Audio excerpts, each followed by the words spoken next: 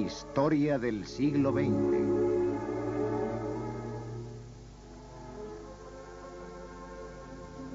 De Pearl Harbor a Hiroshima.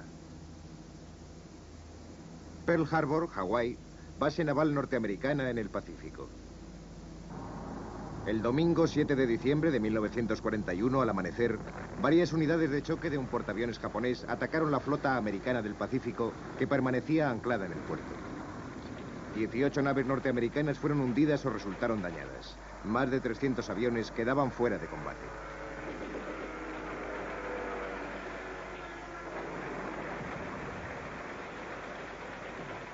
Hoy en día parece increíble que cualquier país en su sano juicio decidiera medirse con los Estados Unidos.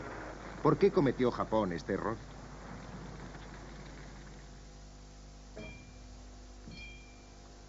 Durante siglos, Japón había sido un pequeño país aislado del resto del mundo que había sido capaz de resistir sucesivos intentos de colonización por parte de los países occidentales. El pueblo creía en la naturaleza divina de su emperador. Más allá de la ceremonia de la vida de palacio, estaban los políticos y generales responsables de gobernar el país en nombre del emperador. Para ellos, si Japón quería sobrevivir en el mundo moderno, tenían que alcanzar a las poderosas naciones industrializadas de Occidente.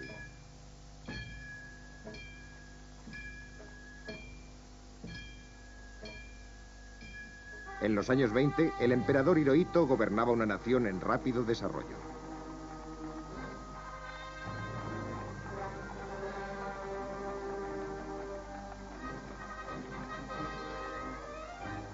Por lo general, los políticos eran considerados corruptos, pero la gente creía que los soldados, al contrario, eran patrióticos, honrados y leales. El ejército ya había conquistado tierras fuera del país, así como la propiedad de la red de ferrocarriles en Manchuria. China, país vecino del Japón, había permanecido durante años bajo el dominio de las potencias occidentales que habían construido sólidas bases militares y navales en el área del Pacífico con el fin de defender sus intereses. Los Estados Unidos se establecieron en Pearl Harbor, Hawái. Gran Bretaña tenía bases en Hong Kong y Singapur. ¿Por qué no iba a hacer lo mismo Japón? En 1922, Japón firmó un tratado naval en Washington. En el tratado se estipulaba que la marina japonesa podía construir 3 buques de guerra por cada 5 británicos y 5 norteamericanos. Los almirantes de la marina japonesa llegaron a sentirse incómodos con este tratado que juzgaban injusto. La crisis mundial de la década de los 30 también afectó y mucho a Japón. Los mercados de Occidente se cerraban cada vez más a la penetración nipona, pero Japón necesitaba exportar para poder pagar sus propios suministros. Cada año había más bocas que alimentar. El pueblo japonés empezó a temer que padecería hambre.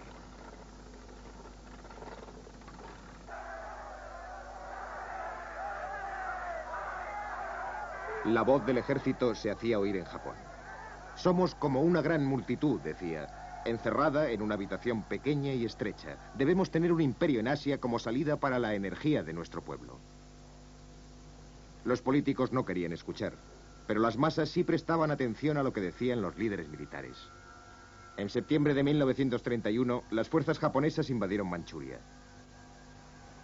Japón alegaba que los chinos habían dañado los ferrocarriles pertenecientes a Japón. China y Norteamérica protestaron ante el gobierno de Tokio, pero este no pudo controlar al ejército.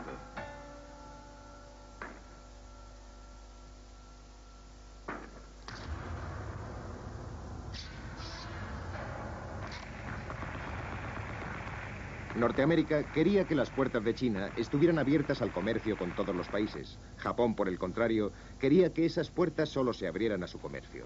Esto tenía que desembocar en un enfrentamiento con Occidente antes o después.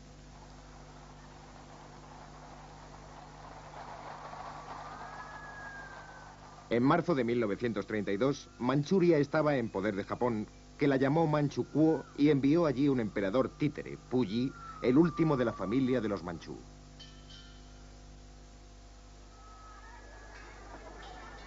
En un principio, China no pudo más que apelar a la Sociedad de Naciones, que no hizo más que protestar ante Japón.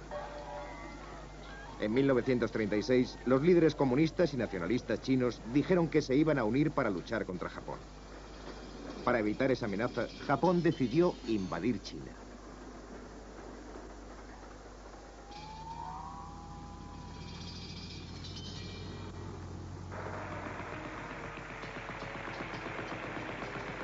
En julio de 1937 estalló la guerra chino-japonesa que duraría casi 8 años. Los invasores bombardearon el puerto de Shanghái y aterrorizaron a los chinos.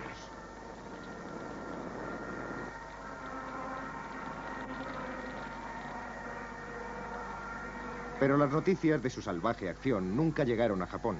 En casa, los japoneses solo estaban al tanto de sus espléndidas victorias contra hordas de bandidos chinos.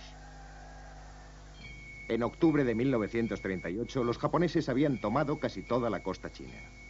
América interrumpió su comercio con Japón, pero los generales japoneses reaccionaron con desprecio.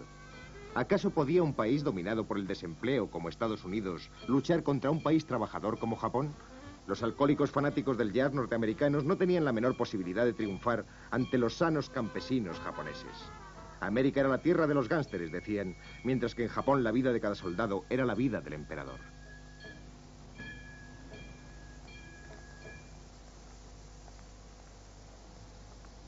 Los dictadores europeos, por otra parte, eran objeto de gran admiración en Japón, así como su enorme éxito al principio de la Segunda Guerra Mundial. En junio de 1940, Japón lanzó el proyecto Esfera de Coprosperidad de la Gran Asia Oriental, destinado a conquistar todo el sudeste asiático y tomar por la fuerza los materiales bélicos que precisaba.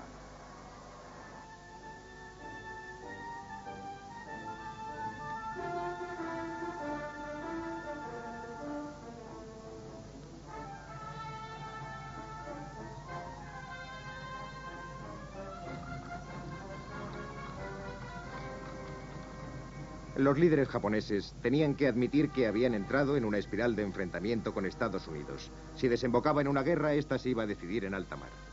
Una vez aplastada, la marina norteamericana no podría recuperarse antes de un año, y en un año Japón tenía mucho tiempo para tomar todo el sudeste de Asia.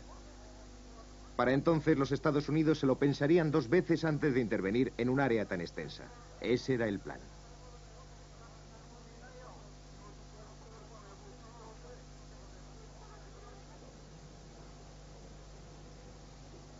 En octubre de 1941, el gobierno de Washington ordenó a los japoneses que se retiraran del continente asiático. Para demostrar que lo decía en serio, Estados Unidos interrumpió el suministro de petróleo a Japón. Allí, el ejército deseaba que la guerra estallara cuanto antes. Las reservas de petróleo serían más escasas cuanto más se demorara el conflicto. Parecía que la única forma de provocarlo sería jugársela en un ataque sorpresa.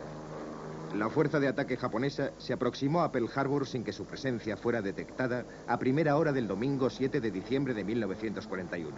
Los americanos esperaban quizás un ataque en las Filipinas, pero la base de Pearl Harbor estaba absolutamente desprevenida.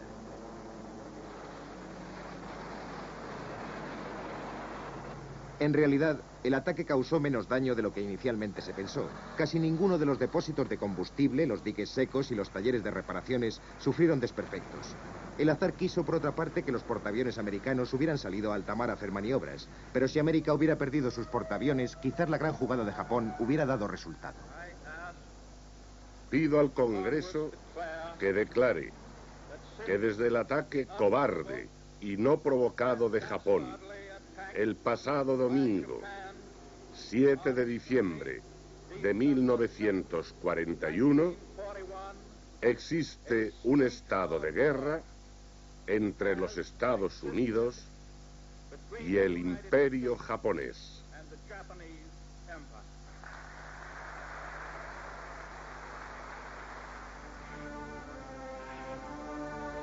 El 15 de febrero de 1942, los japoneses tomaron Singapur en una de las maniobras más desastrosas para el Imperio británico.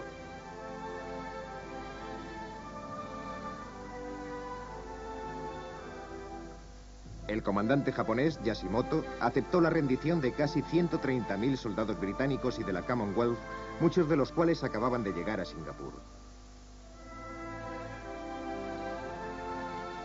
La caída de Singapur supuso un duro golpe para el prestigio de Occidente.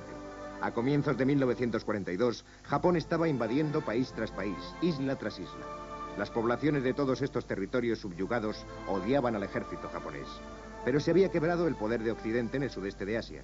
En el verano de 1942, los japoneses ya habían llegado a Birmania, muy cerca de la frontera con India.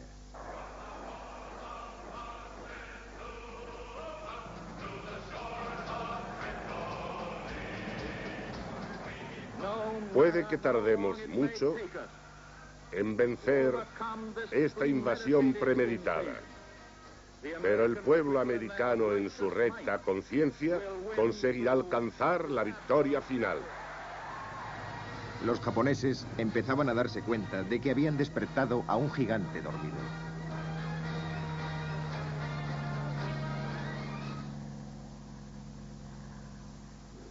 En junio de 1942, la flota imperial japonesa se dirigió a la base naval norteamericana de Midway, pero allí los americanos estaban esperándoles. En la batalla de Midway, los americanos derribaron 300 aviones japoneses.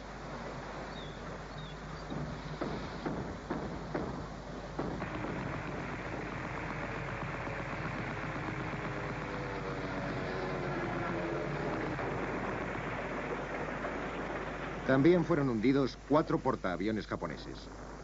La noticia de esta derrota minó la confianza del mando nipón, aunque nunca llegó a oídos del pueblo.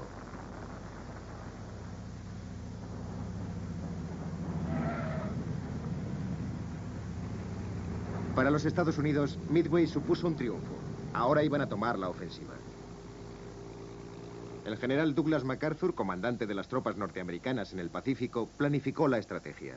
En Pearl Harbor explicó su plan al presidente Roosevelt. Una fuerza, al mando del almirante Nimitz, atacaría por el Pacífico Central. La otra, encabezada por el propio MacArthur, a través del suroeste del Pacífico. Su objetivo consistía en ocupar bases seguras desde las cuales se pudiera invadir Japón.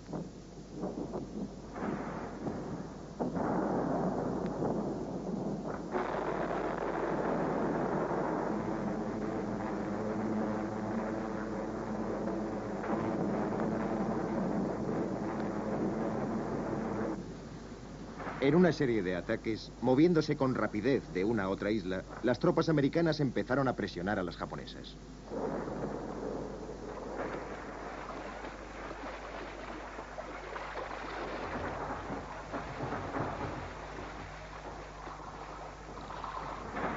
En todos y cada uno de estos ataques, los japoneses se defendían con uñas y dientes. Retrocedían, pero estaban dispuestos a sacrificar hasta el último hombre en el intento.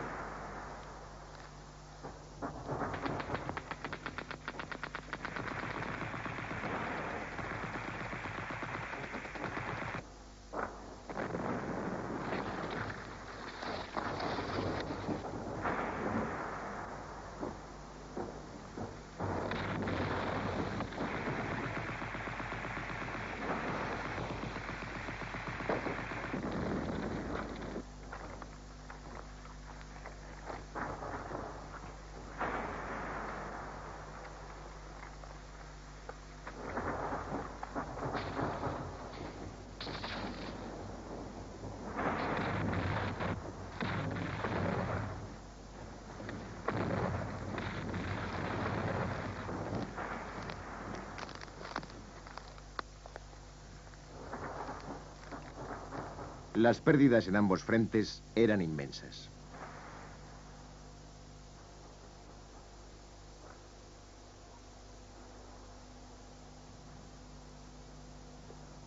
En octubre de 1944, las fuerzas norteamericanas recuperaron Filipinas.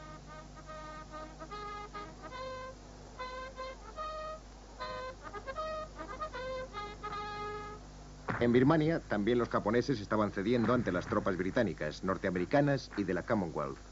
200.000 soldados japoneses murieron y ante la falta de suministros y municiones, Japón empezó la retirada.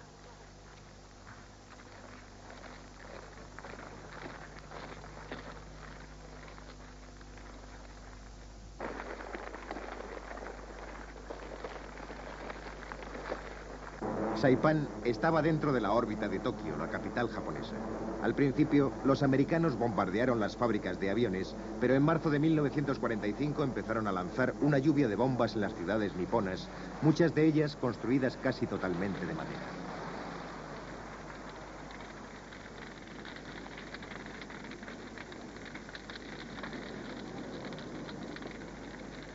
Estos bombardeos minaron sustancialmente la energía bélica de los japoneses. Las mujeres se dedicaron a la minería, los niños fabricaban municiones, pero aún así, las municiones estaban empezando a escasear.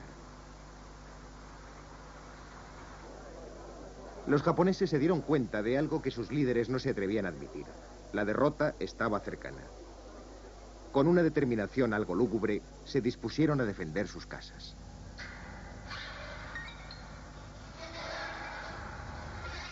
Incluso el sacrificio insensato de los pilotos suicidas o kamikazes era en vano. El 1 de abril de 1945, los americanos invadieron Okinawa.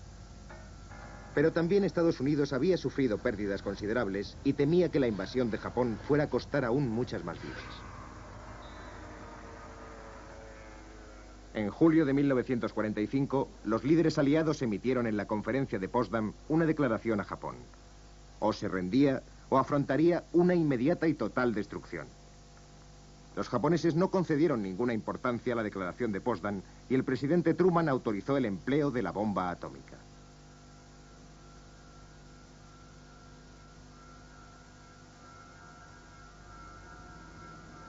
A primeras horas del 6 de agosto de 1945, un bombardero americano, el Enola Gay, inició el vuelo con destino a Hiroshima, al sur de Japón. En su escotilla, solo una bomba. La tripulación americana la llamaba el Pequeño, pero tenía un poder explosivo gigantesco.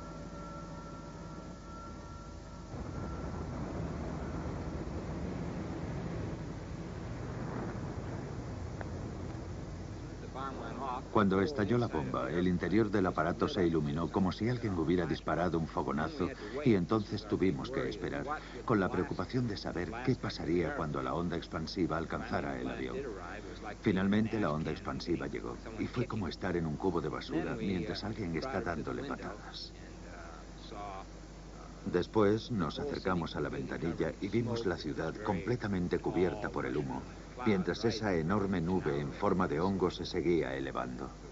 Ahora todo el mundo la asocia con la bomba, pero entonces fue la primera vez que veíamos algo así.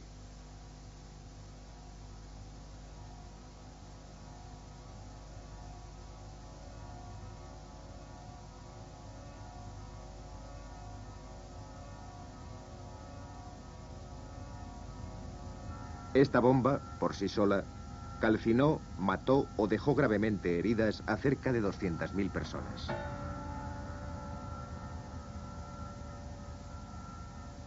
Pero no fue realmente el horror ante la tragedia de Hiroshima lo que impulsó al gobierno de Japón a rendirse, sino las noticias de que Rusia, de acuerdo con el presidente Truman, había invadido Manchuria y Corea. Cuando 2 días después los americanos lanzaron una segunda bomba en Nagasaki, el emperador ordenó la rendición en unas imágenes televisadas a todo el país. Más de 500 oficiales del ejército y la marina realizaron suicidios rituales. La rendición japonesa tuvo lugar a bordo del Missouri el 2 de septiembre de 1945.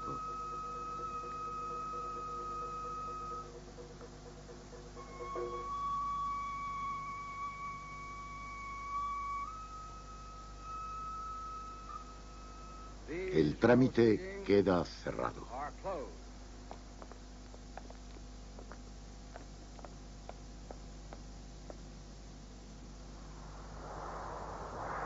Desde 1945, Japón se ha convertido en un firme aliado de los Estados Unidos. Los trabajadores nipones disfrutan ahora del nivel de vida más alto en toda Asia. Sus productos son conocidos en todo el mundo por su calidad.